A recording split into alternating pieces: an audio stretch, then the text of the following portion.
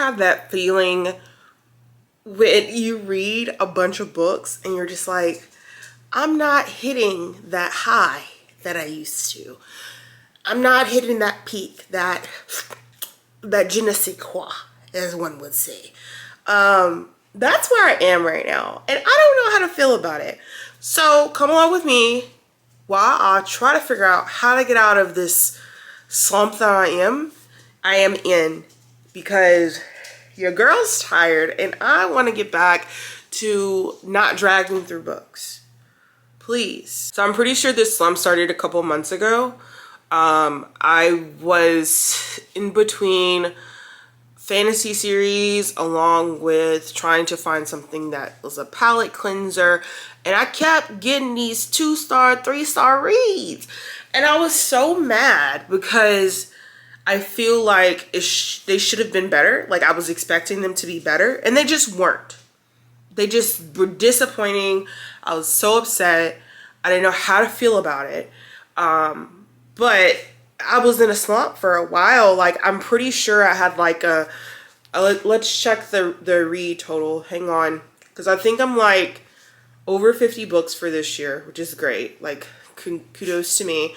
But there was a slump that I was in. 3 stars, 3 stars, 3 stars, 3 stars. Like, that's like 4 books.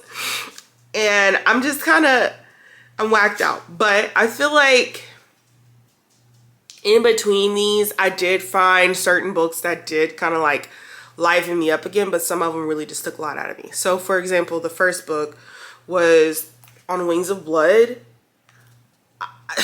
I blame TikTok. I'm gonna stop believing TikTok when it comes to certain reads, because this one, I was hooked into reading it the whole time just to be disappointed in the end. And I was just like, why did I just waste all that time? I don't understand. Like, it was really stupid.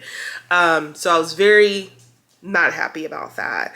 The next one that really did it for me, that I was pissed off about, Summer in the City. This has been like on my TBR since the book was announced. Like, I was very excited. I was like, oh, this is gonna be such a cute rom-com. Like, I'm a sucker for a good Summer in the City rom-com. Literally Summer in the City. Anyway, I was just really disappointed. Like, it was supposed to be a billionaire romance, but it wasn't giving billionaire. It just wasn't. I don't know what it was, but it was not doing what it was supposed to be.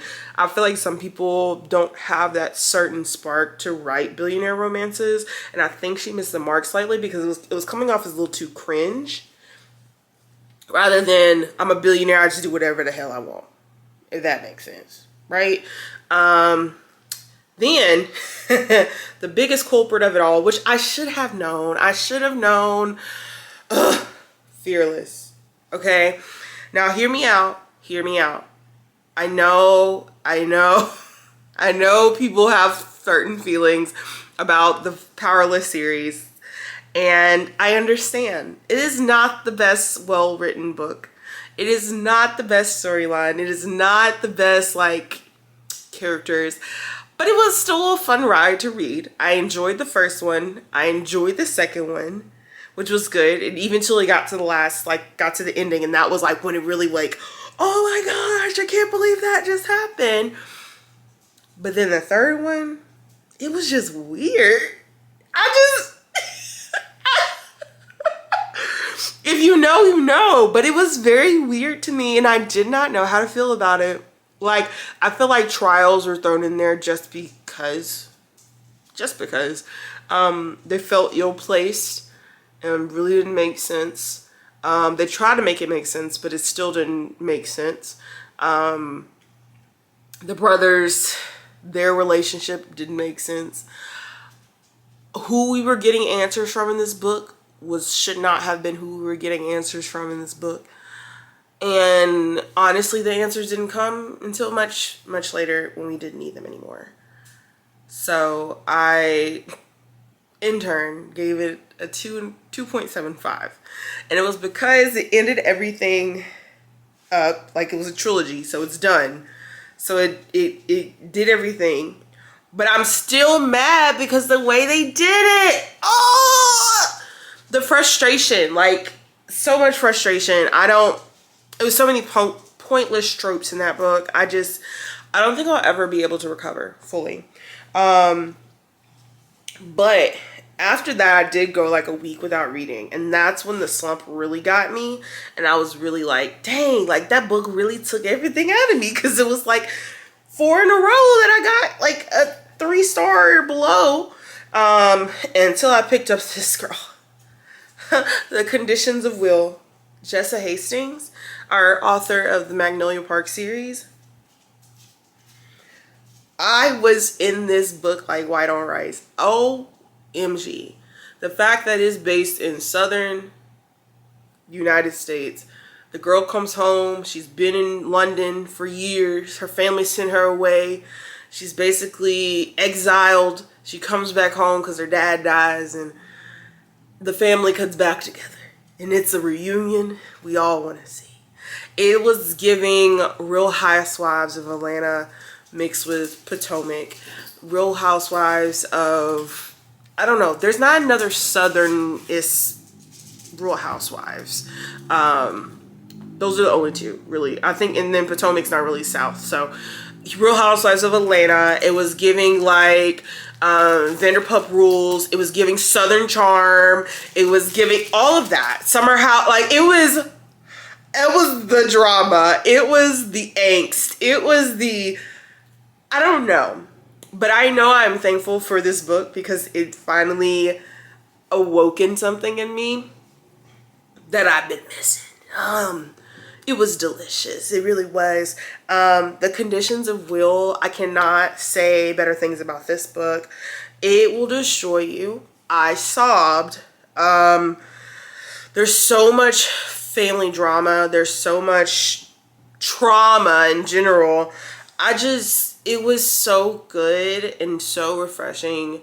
Because I really don't read. I read contemporary romances and stuff like that, but I don't read a lot of just like fiction. And this was definitely like more of like a women's fiction, like family story, which was very different for me, but it was still so good. It was so well written. I felt the aspects of understanding where our main character Georgia was coming from, like her relationship spiritually, how she felt about her family after they pretty much exiled her, like her coming back and her being basically the black sheep of the family. Like so many layers, and I love a book who got layers. It's like Shrek. He's like an onion. You just keep peeling. There's multiple layers. That's what I love in a book. Okay. And then after that, I just did something quick and cute. I Take a Hint, Danny Brown, which it was a cute book. Talia Hilbert is like definitely short, sweet, to the point. You know what you're going to get with her. And I'm not complaining about that. And then I went back into a slump because I was in the middle of listening to the 3rd book in the Zodiac Academy on Audible. And I was reading amid Clouds and Bones by Ella Fields. It was different. It was interesting. I did appreciate that it was a solo fantasy book, so sometimes like series overwhelm me and I just wasn't in the mood for that. So I did appreciate that. I did come off of another high, another Jessa Hastings. I broke the seal and I went ahead and read Magnolia Parks.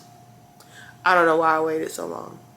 I'm a Gossip Girl lover to the day I die, okay? Serena van der Woodsen, okay? Like, Chuck Bass. This Magnolia Parks, if you are a Gossip Girl fan at any point in your life, this is something you need to read. And when I tell you, I was flabbergasted at the end of it. Yeah. Ultimately, I think Jessa Hastings cured my slump for the most part. I did read a couple other books in between. I finished a 2nd book in a series, The Night is Defying. I read the 1st one last year, and so it took me a while to get into it, so I just finished that one this morning. And then I also read The King of Envy by Anna Hong. It just came out, and I was excited. I was kind of confused on whether the guy was a mute or just not talking, that was a choice. Other than that, it was a cute, I'm rich, let me take care of you romance. I love that for our women, especially a black woman. We love that for her. But other than that, that's pretty much where my trajectory of books are going. Now, for what is next on my TBR, I do have a long running list, okay? Either because it's about to be summertime, I'm about to be laid up, I'm about to be reading these books, like, so excited. So I think to start off the season of summertime reading, we're going to read Abby Jimenez, Say You Remember Me. And it's because I love Abby. I love her to death. I love her writing. So we're going to read this first. I've heard mixed reviews on this, but I don't listen to people when they talk about my favorite authors. So we're just going to say that. And then I have a couple books on my Kindle I was going to read, but I did want to share with y'all my very, very cute Kindle case. Look at that. It's giving Chapel Roan. It's giving Cowboy Carter. I love it. Oh, mama, I'm just having fun. Like, it's so cute. And it's like a little bandana. So I thought it was very fitting because we're like a month away from Beyonce being in Houston. And I'm very, very excited. Regardless, this Kindle case came from Page. It's an online store for Kindle cases and it's bookish accessories. I'll be sure to link it down below for you guys. But hopefully my slump is cured soon and very soon. When that will be cured, the girl may never know. We're gonna hope. I want to be able to start these little quick romances. I want to start rolling them out every day. I want to start finishing a book every day because my TBR cart is overflowing and I got to get through them. And I got fantasy series I got to finish. Like, I'm in between like 3 or 4 of them right now and I need to speed it up. So wish me luck. I'll see you next time. New friends, hi. Welcome to the chaos. We love it here. So hope you come back. Bye, you guys.